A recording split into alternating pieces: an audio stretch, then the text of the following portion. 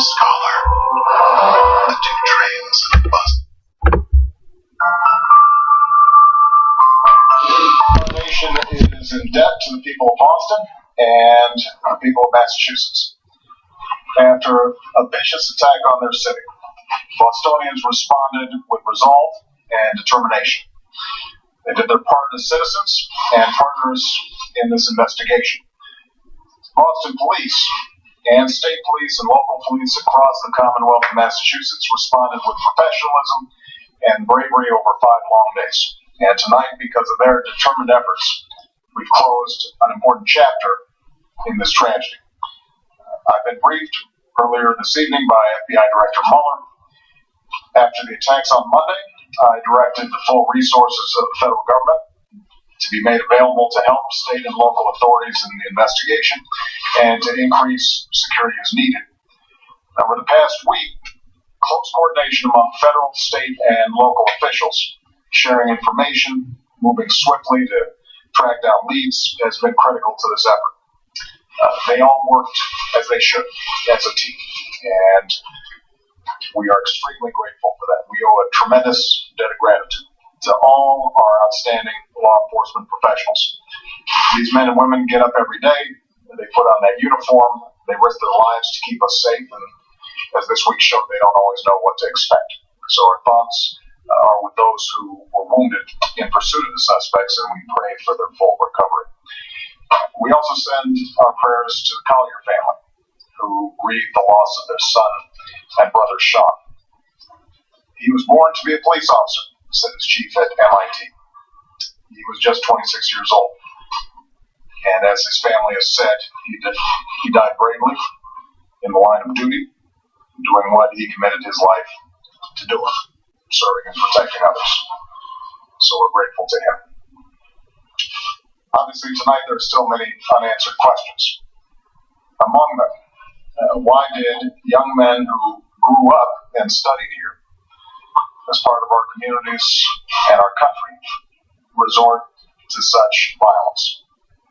How did they plan and carry out these attacks, and did they receive any help? The families of those killed so senselessly deserve answers. The wounded, some of whom now have to learn how to stand, walk, and live again, deserve answers. And so I've instructed the FBI and the Department of Homeland Security and our intelligence community to continue to deploy all the necessary resources to support the investigation, to collect intelligence, and to protect our citizens. We will determine what happened. We will investigate any associations that these terrorists may have had, and we'll continue to do whatever we have to do to keep our people safe. One thing we do know is that whatever hateful agenda drove these men to such heinous acts cannot prevail. Whatever they thought they could ultimately achieve, they've already failed. They failed because the people of Boston refused to be intimidated. They failed because as Americans, we refuse to be terrorized.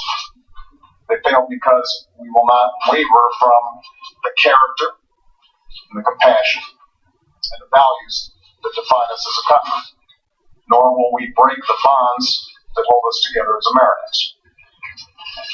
That American spirit includes staying true to the unity and diversity that makes us strong, like no other nation in the world.